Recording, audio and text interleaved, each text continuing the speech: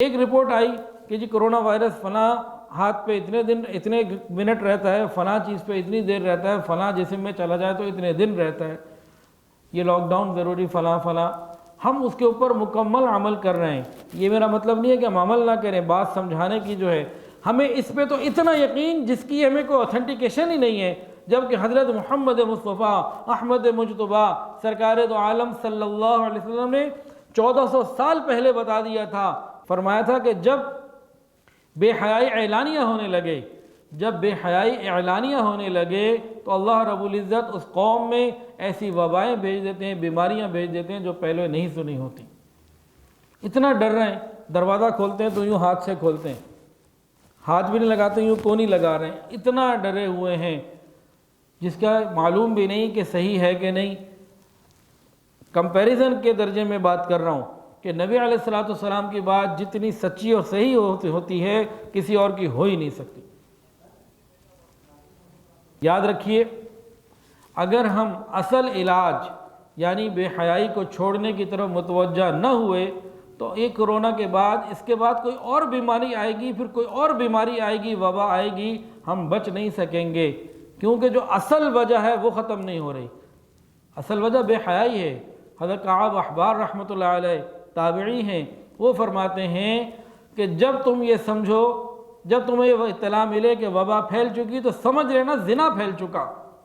اس وقت ہمارے معاشرے میں بے حیائی کی کثرت کی وجہ سے 9 سال میں لاہور میں ہمارے اس شہر میں بچیاں بالغ ہو رہی ہیں، ایک دو نہیں کئی۔ مائیں پریشان ہو کے فون کرتی ہیں کہ میری بچی تو ابھی دوسری تیسری کلاس میں ہے، بالغ ہو چکی ہے، اس کے اوپر تو روزے فرائض ساری چیزیں متوجہ ہو چکی ہیں، پوری شریعت اس کی طرف متوجہ ہو چکی ہے، میں کیا کروں اس کے لیے؟ یہ سب کیوں ہو رہا ہے؟ میڈیکل سائنس یہ بتا چکی ہے کہ جب گھروں میں بے حیائی ہوگی تو یہ سب کچھ ہوگا۔ اور یورپ میں تو 8 سال سے نیچے اور آگے وہ کہتے ہیں جی 6 سال میں بھی بلوغت کی جو ہے نا وہ پوزیشن آنے والی ہے۔ یہ سب بے حیائی کی وجہ سے ہے۔ تو اصل جو ان وباؤں کا معاملہ ہے وہ بے حیائی ہے۔ ہم بے حیائی سے پیچھے آئے، اور یہ بے حیائی سے پیچھے کیسے آئیں گے؟ قرآن مجید کے اندر آتا ہے ان الصلاۃ تنہی عن الفحشاء والمنکر، کہ بے شک نماز انسان کو فواحش سے، برے کاموں سے روکتی ہے۔ اس کی طرف متوجہ ہوں، نماز کو سیکھ کر سمجھ کر ادا کریں، اللہ رب العزت مہربانی کا معاملہ فرما دیتے ہیں۔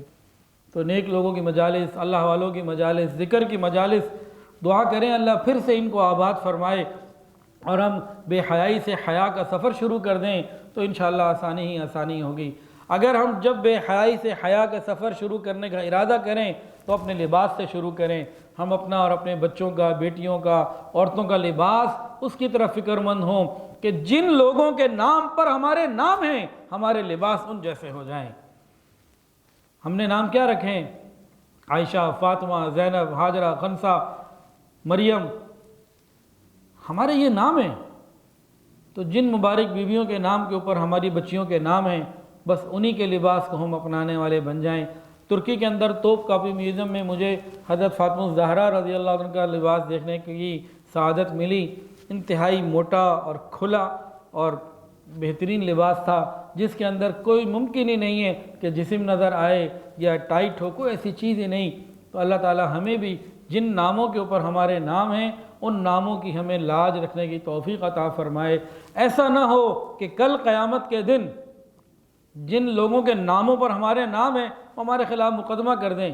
کاپی رائٹ ایکٹ جس طرح دنیا میں چلتا ہے کہ تم نے ہمارے ناموں کو اپنایا تو صحیح، لیکن ہمارے کاموں کو کیوں نہ اپنایا؟ اگر نام ہمارے تھے تو کام بھی ہمارے لینے تھے، ورنہ جن کے کام تھے نام بھی ان پہ رکھ لیتے۔ اگر خدا نہ خواستہ ایسا معاملہ پیش آ گیا ہم کیا کریں گے؟ دنیا میں تو کاپی رائٹ ایکٹ کو ہم مانتے ہیں نا، اگر وہاں یہ معاملہ کھڑا ہو گیا ہم کیا کریں گے؟ اللہ تعالیٰ سے دعا ہے اللہ تعالیٰ ہمیں سچی پکی توبہ کی توفیق عطا فرمائے۔ ویڈیو کے نیچے سبسکرائب کے بٹن پہ کلک کریں، بیل کے آئیکن پہ کلک کیجئے تاکہ ہر نئی ویڈیو کی نوٹیفیکیشن آپ کو مل جائے۔